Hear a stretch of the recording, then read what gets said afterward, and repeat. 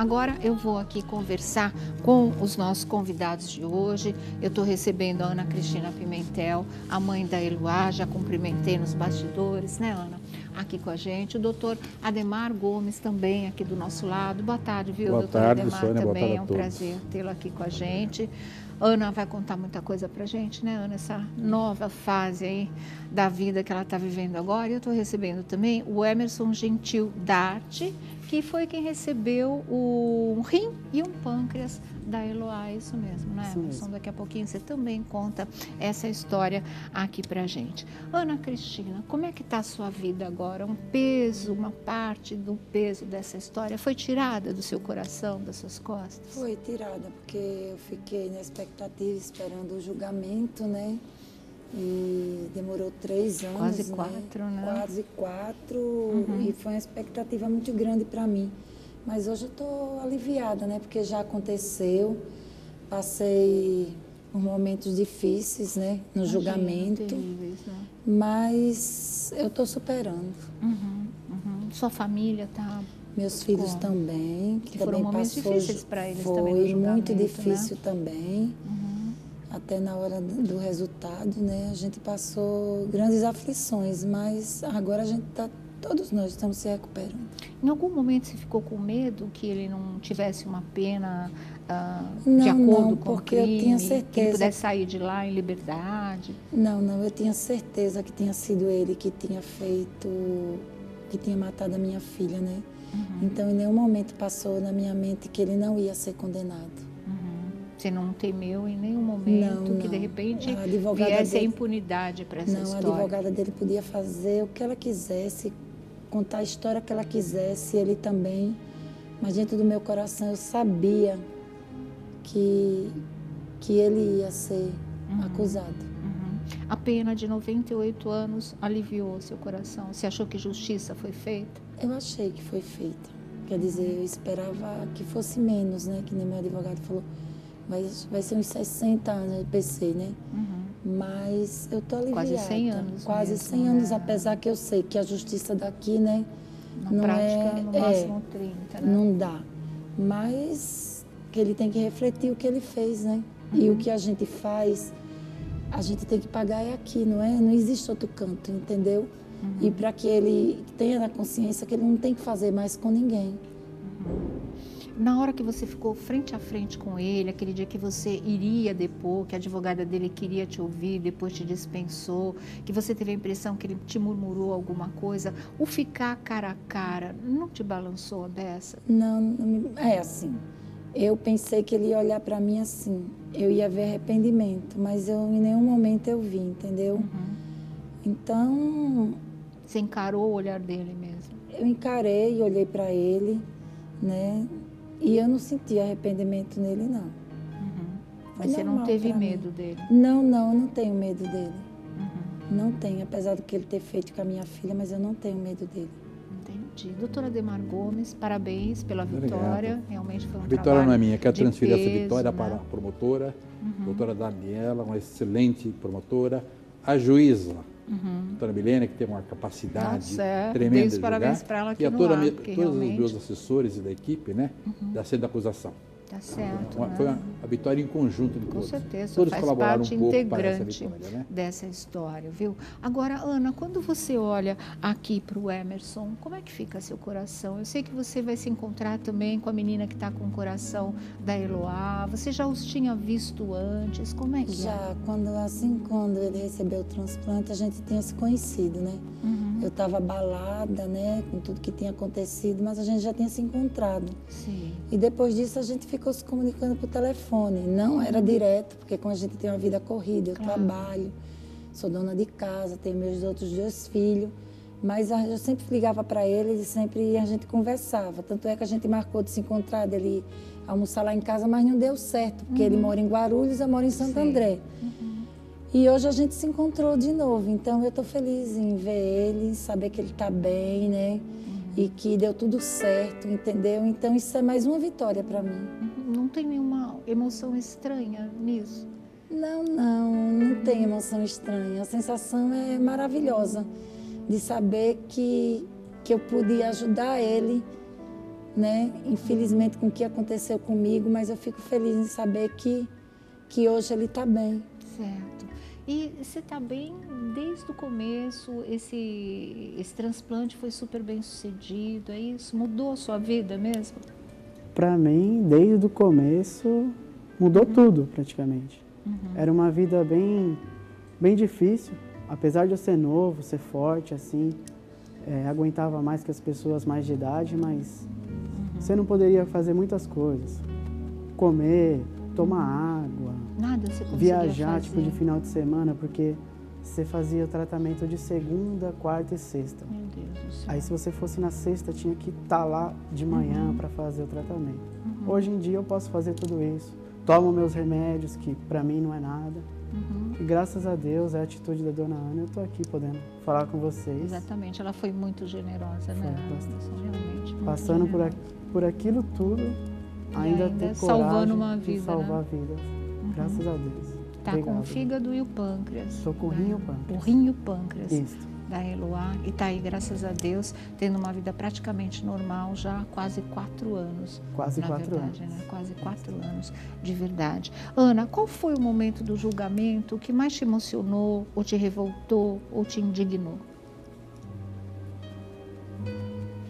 Ai, foi quando ele falou assim, que ele tinha matado a minha filha, né? Que ele tinha atirado nela.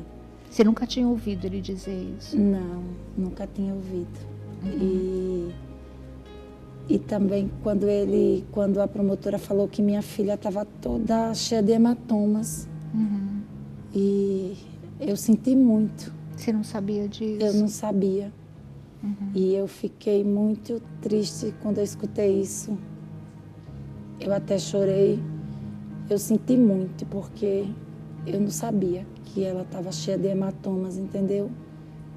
Essa foi uma revelação que te pegou de surpresa Me mesmo. pegou de surpresa. Eu fiquei bastante chocada quando ela falou, que eu não sabia, né? Me deixou muito triste. Você não pensa em se encontrar com ele, dizer para ele tudo que você Não, sente? eu tive, Virou sim. a página mesmo? Virei. Eu tive, sim, vontade de, antes do julgamento, se um dia eu encontrasse com ele, eu perguntar para ele por que ele fez tudo isso com a minha filha, mas hoje não. Você teve essa resposta durante o julgamento? Por que ele fez tudo isso com a sua filha? Não, eu acho que ele fez, é como ele falou, ela não vai ser minha, não vai ser de ninguém. Você acha que isso resume Isso tudo? resume tudo. Na minha vida, resume tudo. Você foi toda vestida de branco naquela sexta-feira. Por quê? O que simbolizava isso para você? A paz depois de tanto tempo de espera por justiça? Como é que é? É assim, eu fui de preto nos outros Nos dias, outros né? dias Num você dia foi eu de fiquei preto. confinada, que ela me deixou. Eu não pude trocar de roupa, né? Continuei com a mesma roupa escura. E eu tinha certeza que eu ia ter uma resposta. E essa resposta independente dos anos que ele fosse pegar. Certo. Eu sabia que ele ia ser acusado. Porque o meu coração falava que ele ia ser acusado. E aí eu não sou da violência, eu sou da paz. Então eu quis vestir uma cor clara, assim. Não, independente de qualquer coisa, assim. Em sentido a mim mesmo. Tá. Entendeu? Aí eu Tornar sua alma mais coloquei leve naquele uma momento. cor mais leve. O branco mesmo. É, que eu já da estava paz. muito, sabe assim, muito... Já estava muito caída, assim, muito... Sem já tinha energia muito mesmo, nervoso, né? cansada, sabe? Sem dormir, tudo passando na minha mente. E aí eu não quis colocar mais nada escuro, que colocar um negócio mais claro, sabe? Pra poder Pra me te deixar dar um uma pouco levantada. mais você leve. poder- Você passou mal. Teve um dia que todo Passei mundo achava que você não mal, ia voltar para assistir o julgamento. Você conseguiu voltar. De onde você tirou força? Consegui voltar, né? Porque eu falei que eu ia tentar descansar, mas eu não consegui. Como eu fiquei em casa sozinha, não queria ficar só, aí meu advogado foi e ligou, mandou meu filho ligar e dizer que ia me pegar no segundo horário. Sim, Aí eu aí você- tomei um banho e tudo e fui. Juntou todas as suas Juntou forças. tudo, mas eu fiquei de cama. Você ficou de cama Fiquei depois que aconteceu tudo. eu fiquei de cama. Certo. Tem uma imagem sua que o público comentou muito, que era no dia que ia sair a sentença, poucas horas antes, você apareceu com seu vestido branco na janela do fórum, ficou com o olhar perdido, mas ao mesmo tempo olhando lá para baixo. O que está passando na sua cabeça? Não, era muita expectativa naquele momento? Foi o seguinte, a gente estava numa sala esperando o resultado, né? E de repente, eu nem sabia que aquela sala ali, olhando daquele daria vidro, para frente daria para ver aquele povo todo.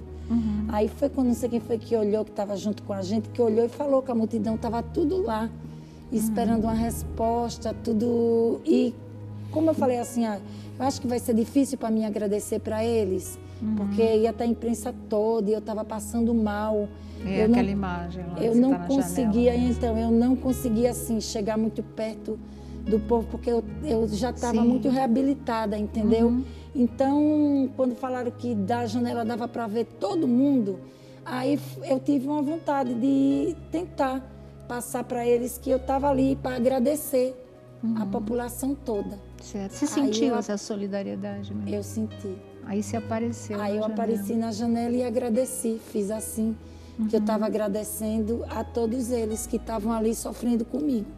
Que teve gente que dormiu ali, né? Que não pôde ir para casa, e eu queria agradecer de qualquer maneira, entendeu? E agradeceu, e eu agradeci. Doutora Ademar, o que acontece com o Lindenberg agora? Porque se fala 98 anos, 10 meses, é uma pena exemplar. A gente sabe que na prática a história é outra, mas mesmo assim o senhor acha que ele está tendo uma punição exemplar? Veja só, Sônia, a população está perguntando, mas ele vai recorrer, vai anular. Ela quer tentar anular o julgamento. O senhor acha que ela consegue isso? Ainda hoje meu motorista perguntou, doutor, eu fiquei sabendo que Lindenberg vai ser solto porque vai anular o julgamento? Então as perguntas são as mais variadas possíveis. É isso que eu queria Veja só, a defesa vai recorrer, ela tem que recorrer, porque a defesa nunca para. Mesmo se o acusado for condenado, com transjulgado, tem outros recursos, tem revisional, nunca para a defesa. Para a acusação, sim. Condenou, transtou julgado, não pode fazer mais nada. A acusação. Mas para a defesa sempre existe um caminho para tentar demonstrar a inocência do acusado. A defesa de Lindenberg, ela já interpôs recurso, né, de apelação. Sim. Foi na quarta-feira passada. E ela protestou para fazer as contrarrazões, ou seja, para se manifestar o porquê que ela quer anular o julgamento, né, só no Tribunal de Justiça. Isso vai demorar um ano e meio. Sim. Aí o tribunal intima ela vai ser intimada e vai ter 8 dias para apresentar as contrarrazões. Aí nós vamos saber por que ela quer anular. Olha, eu posso lhe dizer uma coisa, eu presenciei o julgamento, mesmo só com exceção no último dia, que eu tinha uma viagem para a África, onde de fato eu viajei naquela quarta-feira à noite. A gente lembra. Deixei meus assessores lá. Então, mesmo assim, eu acompanhei de longe, eu consegui acompanhar, porque então ela estava em contato com a minha assessoria aqui no tribunal. Então, não houve nenhuma nulidade. Ela vai tentar anular. Ela tentou anular desde o primeiro dia, quando ela não havia convocado a dona Ana Cristina para depor. Ela não havia convocado. Na hora, quando ela soube que ela estava, ela quis substituir a dona Ana Cristina por outra testemunha, coisa que ela não poderia fazer. Ela não tinha esse direito. Mas a acusação foi contra e a juíza também não concordou. Aí ela disse, eu vou embora. Isso é cerceamento de defesa. Não é cerceamento de defesa, mas ela ameaçou ir embora. Aí eu conversei com minha assessoria toda, meus assessores lá estavam também, conversamos com a promotora também, e resolvemos então deixar que a dona Ana Cristina fosse convocada para depor. Coisa que aí, legalmente, então, nós concordamos para evitar que ela fosse embora. Porque meu medo, Sônia, da acusação, é que ela pegasse a bolsa e fosse embora, e impetrasse um habeas corpus, dizendo que houve cerceamento de defesa, e poderia, inclusive, soltá-lo. Ele está preso há 3 anos e 6 meses aproximado.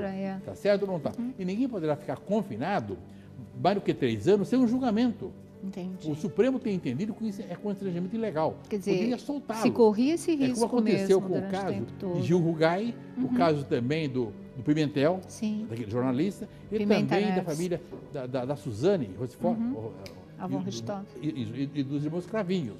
Então, nosso receio era isso. Se ela se ausentasse do julgamento e fosse embora. Então nós concordamos. E ela foi convocada então como testemunha. Quando ela foi requisitada para depor, foi no segundo dia, né? O que aconteceu? Aí ela disse que não queria ouvir a dona Cristina naquele momento. Olha, existe uma ordem cronológica no processo, no Código de Processo Penal. Você não pode alterar ao bel prazer. Aí ela insurgiu novamente, ameaçando ir embora. Aí nós concordamos, a acusação concordou, a juíza, muito inteligente, a juíza, concordou também para que ela fosse ouvida como testemunha do juízo. Ok? Então ela foi ouvida, porque ela desistiu do depoimento. Ela falou, não quero ouvir mais a dona Ana Cristina. Ah, não quero ouvir, então não tinha como ouvir. Mas só que já estava ali, ela tinha posado ali já. Certo. Então aí a juíza, a pedido da acusação, ela foi ouvida como testemunha do juízo. Quer dizer, você chegou a falar? Ela chegou a falar, então? Você deu um depoimento? Porque ela não quis. Ela não quis, né? Na hora ela não quis. Aí ela insurgiu e nós, para não criar problema, para evitar uma nulidade, que ela fosse embora, que ela estava disposta a ser ameaçada ir embora, nós concordamos então que ela não fosse ouvida. Bom, aí tivemos outro episódio muito sério também, um dos peritos que foi convocado para a defesa, pela defesa, né? O que aconteceu? Ele deu a qualificação dele, iniciou-se o interrogatório. Aí ele falou assim, eu não quero mais ouvir o perito.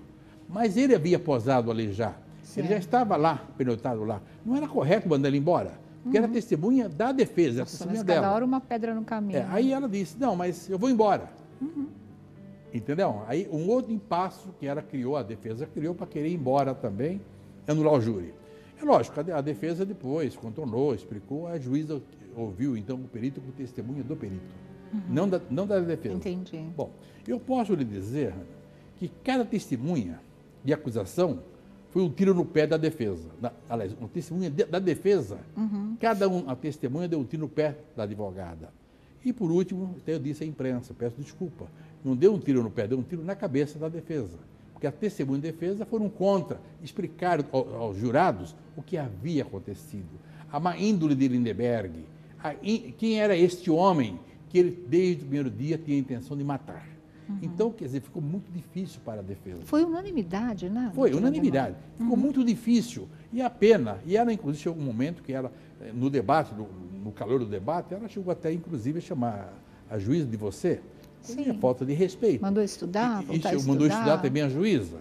A juíza foi muito cautelosa, muito inteligente. Deixou para processar depois, né? Ela deixou para o final. A promotora, então, uma menina combativa, uma excelente promotora.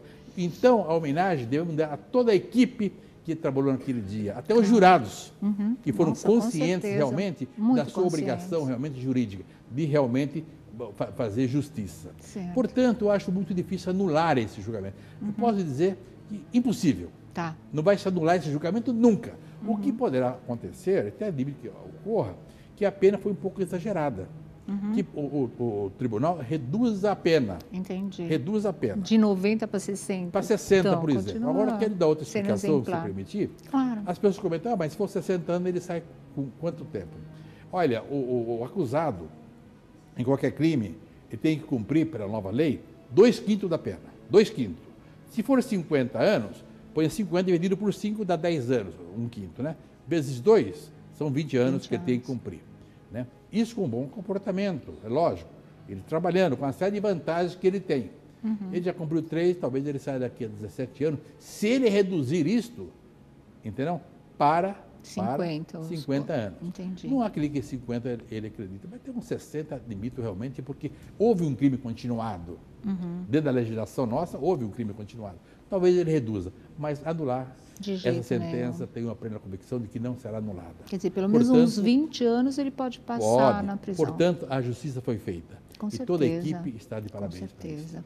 Ana Cristina, nessa história da advogada de defesa querer te ouvir, depois não querer te ouvir, todos nós ficamos indignados, primeiro dela ter convocado, né, doutora Ademar, que a gente falou, gente, mas que crueldade, chamar a mãe da vítima para depor, essa coisa toda, você estava lá só como plateia, pode falar. Ela não havia convocado, dona Ana Cristina, ela não estava convocada. Não, mas assim, convocada no momento que ela viu, ela quis Quando ouvir, ela viu, nesse ela sentido.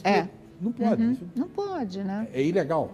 Nós concordamos para evitar que ela pegasse a bolsa e fosse embora. Exatamente. E aí, depois ela não quis te ouvir e eu soube que você gostaria de ter falado. Apesar de nós todos aqui estarmos indignados dela querer te ouvir, você queria falar e ficou chateada porque ela não te ouviu depois. É isso mesmo? Eu fiquei chateada sim, porque ela me deixou um dia todo e uma ali, noite. Né? né? Eu sem falar com ninguém, eu e meu filho. Isolamento total. Isolamento mesmo, total. Né? E quando chegou na hora, ela se transformou.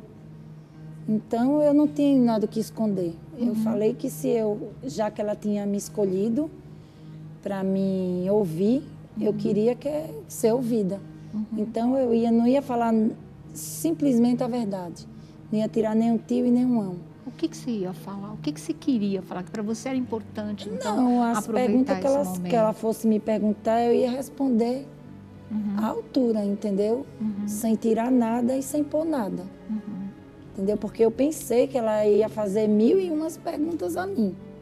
Mas na hora, eu não sei, ela se transformou e eu fiquei muito chateada com isso, porque você esperar um dia todo, sem saber de nada, sem falar com ninguém, a noite toda também, sem poder ir para sua casa já cansada, sem conseguir dormir, e chegar na hora ela fazer um drama daquele, eu não esperava. Não esperava mesmo isso. Você sabe que teve outro ponto também que as pessoas comentaram muito, foi comentado também aqui no nosso programa. Por que é que a Eloá começou a namorar o Lindenberg com 12 anos de idade e ele já tendo, acho que quase uns 20 anos, uma coisa 19. Assim. E a gente chegou a falar que lá pelo Norte e Nordeste, isso até é um costume muito aceito. Foi isso que fez com que vocês encarassem de uma maneira natural uma menina de 12 anos namorar um rapaz tão mais velho? Não. O que aconteceu? Porque foi assim, aí? Primeiro ele fez amizade com o meu filho mais novo, que ele falou até no depoimento que não tinha falado com meu filho.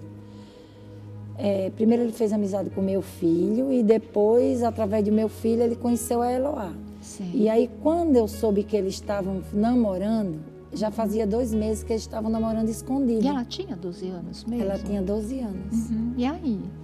Só que ela sempre foi uma moçona, entendeu? Ninguém não dava 12 anos, assim. Como ninguém dava 15 para ela depois. Um corpão, sabe, assim. E quando eu soube, eu quase morri.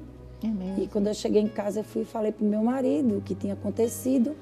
E a gente esperou ela chegar da escola e a gente conversou com ela e falou que não aceitava. Só que aí ela começou a chorar, ficou 2 dias chorando, né? E eu queria mandar ela embora para Alagoas, ficar com a minha sogra para lá, porque eu não queria de jeito nenhum, muito nova. E a gente não esperava que ela fosse namorar. Mas como a gente nunca tinha se separado, e ela é minha única filha mulher, e além de ser minha filha, ela era muito minha amiga, e a gente saía muito junta, ela me ajudava bastante, né? Era a minha companhia. Eu não quis ficar sem ela. É triste você se separar de um filho, né? Para quem tem filho, acho que está entendendo o que eu estou falando. Então, meu marido muito revoltado, a gente não queria de jeito nenhum, meu marido não voltava atrás. E como a mãe tem um coração mais mole, aí eu conversei com meu marido para a gente conversar com ele, que ele disse que queria conversar com a gente. E queria namorar com ela sério, tal, e ela queria namorar com ele para não namorar escondido, porque eu não ia mandar ela embora. E eu sabia que eles iam ficar escondidos pela idade dele, que já era mais velho. Ele ia dar um jeito de sempre fazer a cabeça dela. Aí a gente foi e aceitou. Também a gente colocou regras em tudo, horário, tudo, entendeu? Entendi. Foi por isso que a gente deixou namorar. Sônia, você me daria um minuto? Claro, Veja pode só, falar. eu estava na África quando eu recebi uma ligação de um jornalista aqui do Brasil, de Brasília, dizendo que a ministra havia dado uma entrevista e nessa entrevista havia chamado a atenção dos pais brasileiros para pôr limite em seus filhos com Por isso 12, que eu 13 anos. perguntando. Você deve ter visto isso na imprensa. Sim. 12, 13 anos para não deixarem namorar. Então eu quero aqui fazer também a meia-culpa dos pais brasileiros todos, até no caso da dona Ana Cristina também. A meia-culpa, de fato. Mas nós temos que o governo também assumir a sua meia-culpa, porque tem que pôr limites nas novelas. Hoje você vê novela às 6 horas da tarde, onde criança de 12 anos faz sexo, tem sexo, é filho, tem filhos, tem namoro, criança de 13 anos. Quer dizer, então precisaria o governo também fazer a sua meia-culpa, não só transferir a responsabilidade para os pais, de jeito nenhum. Ele fazer a sua meia-culpa e pôr limites também nas novelas, que isso incentiva as crianças. Como é que um pai ou uma mãe vai ter um controle sobre um filho de 10, 12 anos, 13 anos, que a própria novela incentiva isso?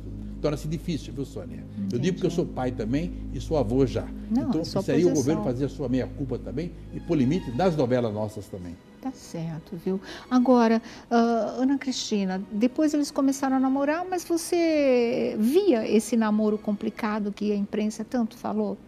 Não. Que a gente tanto informou aqui, no briga de começo, ciúme, desmanchar no começo muitas não vezes. tinha nada disso. Que ele pudesse ter batido nela. No começo não tinha nada disso. Depois eu soube que sempre era ele que acabava com ela. Nenhuma das vezes foram ela. Ele tinha bastante ciúme. Ele é que rompia? E ele rompia com ela, só que era assim. Ele rompia, por exemplo, se fosse de manhã, de noite, ele estava lá em casa como se nada tivesse acontecido. E ela aceitava? E ela aceitava, porque ela não tinha nunca tinha namorado. Primeiro namorado. Então, o primeiro namorado de uma jovem é tudo na vida. Você achava que ela era apaixonada mesmo por ele?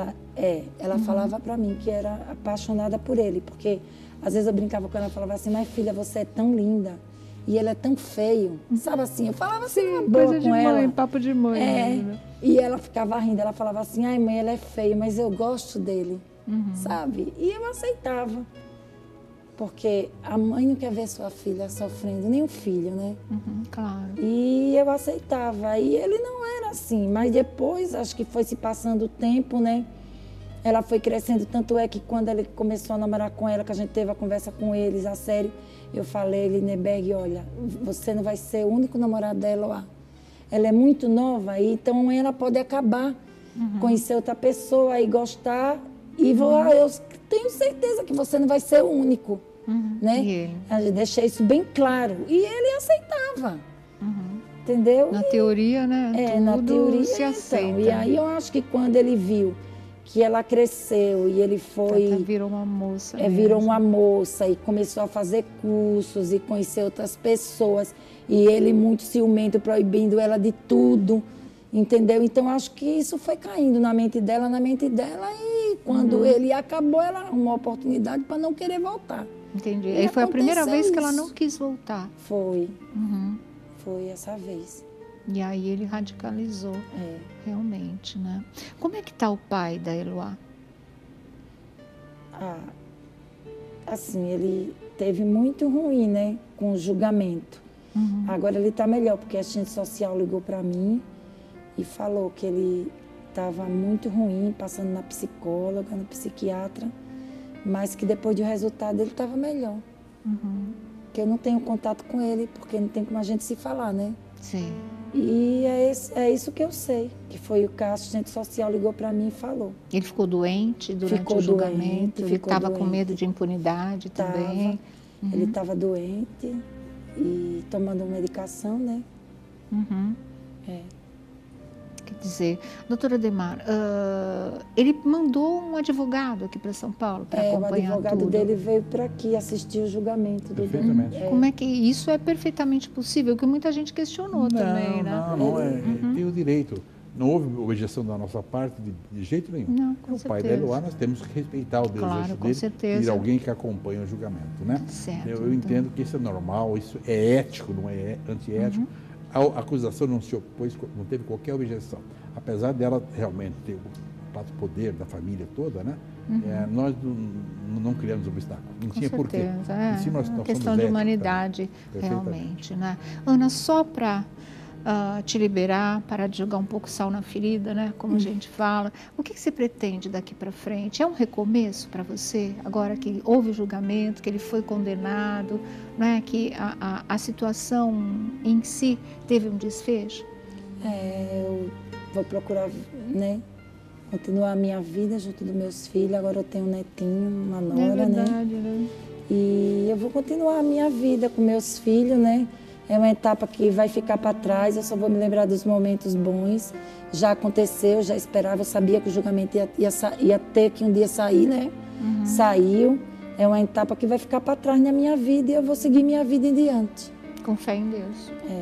Foi nela que você se agarrou para aguentar tudo isso? Tudo isso. Tá certo, então. Obrigada, viu? De nada. Por você ter vindo, tá? tá? Obrigada. A Ana esteve aqui 10 dias depois da morte da Eloá. Você veio ao nosso programa, conversou com a gente e hoje ela está voltando de novo depois que essa trágica história teve um desfecho. Então, só tenho a agradecer, só tem amigos aqui no nosso programa. O que precisar, a gente está por aqui.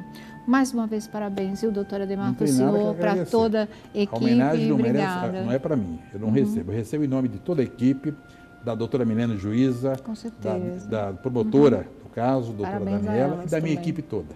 Os parabéns são para eles. Tá certo. E para você, Emerson, saúde sempre, tá? Você reze sempre pela Eloá, que eu acho que é uma coisa que você faz e que ela sempre... Em todas as orações ela está presente. Ela está presente, né? Sim. E que ela sempre te proteja, tá? Porque ela cuidando da sua vida é um anjo protetor, tá bom?